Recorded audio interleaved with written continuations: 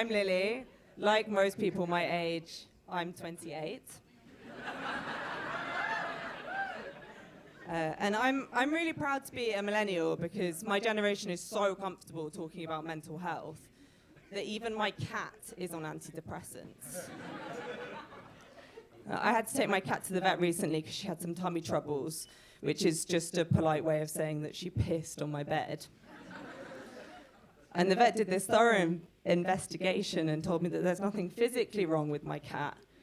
She just has an underlying anxiety and depression disorder. And no questions asked, just sent us away with a lifetime supply of cat antidepressants. Now, I know it's not really PC to complain about someone's mental health, but she's a cat. So I think it's fine to say that her mental health problems caused some issues for our relationship. Mostly because when I went to my human vet with the same problem, which is the anxiety and depression not pissing in my bed,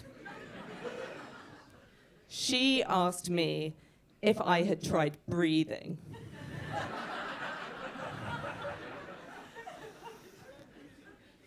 Now, before that, I actually didn't know it was possible to forget how to breathe.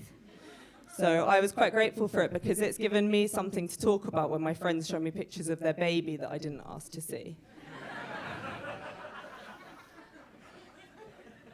Now, I've known that I don't want to have children since I became of childbearing age, which incidentally was exactly the moment I first met a child when I wasn't one and realized how annoying they are. Now, I was quite nervous when I first broke the news to my mum, but she looked at me quite softly and she put her hand on my knee. But we were sitting down, so it wasn't awkward.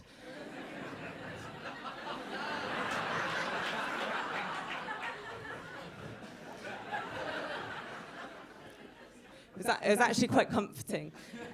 And she looked me straight in the eye and she said, "Lily, I don't blame you. I never wanted to have children either." Which was just wonderful to hear because it meant that she approved of at least one of my life decisions. Because I'm an artist, or as she playfully insists on telling her friends, I'm unemployed. And I was quite smug about my career choice when my friends started doing boring things like accounting or insurance. No offense, Matt, sorry.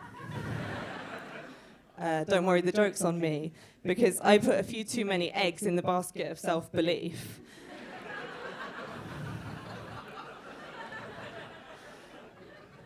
Because my friends who went for the sensible career options are now saving up to buy a house.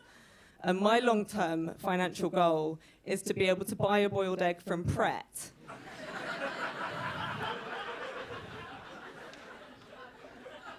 Without going into my overdraft. But it's kind of fine because I don't have too much to save up for. Obviously, I don't want children. And I've also never wanted to get married.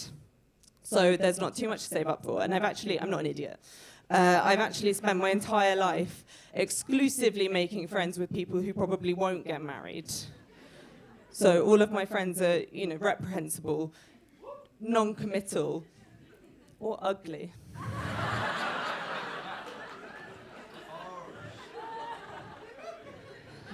That's why I don't bring any of them here. But it's been a tough year for everyone, but mostly for me. Because two of my friends slipped through the net and got married to each other and had the audacity to invite me to the wedding. But it was actually worth the train fare because the groom's speech ended with my final line of any commitment ceremony.